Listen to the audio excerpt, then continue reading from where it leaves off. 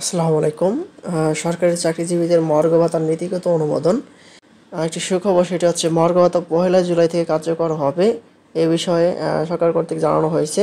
আর কারা কত পাবে এখানে কি বিস্তারিত বলা হয়েছে সমগ্র পত্রিকায় আপনাদের মাঝে জানিয়ে দেওয়ার চেষ্টা করব। আশা করি ভিডিওটি মনোযোগ সহকারে শেষ পর্যন্ত দেখার চেষ্টা করবেন। আর আমাদের চ্যানেলটিতে নতুন হয়ে থাকলে অবশ্যই চ্যানেলটি সাবস্ক্রাইব করে রাখবেন। এখন থেকে বিস্তারিত। আগামী 2025-26 অর্থবছরের বাজেটে প্রথম থেকে নবম গ্রেডের সরকারি কর্মকর্তা কর্মচারীদের 15% এবং দশম থেকে 20তম গ্রেডভুক্ত কর্মকর্তা কর্মচারীদের জন্য 20% মহার্ঘ ভাতা দেওয়ার প্রস্তাব জনপ্রশাসন বিষয়ক কমিটিতে নীতিগত অনুমোদন পেয়েছে।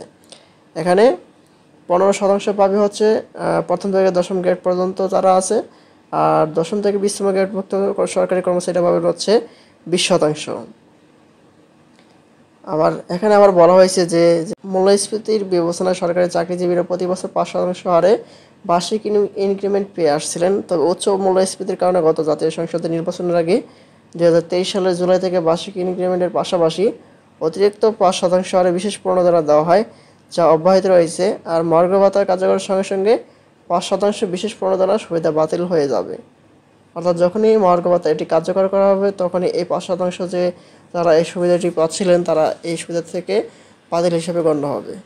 এই হচ্ছে মহার্ঘ ভাতার সর্বশেষ আপডেট।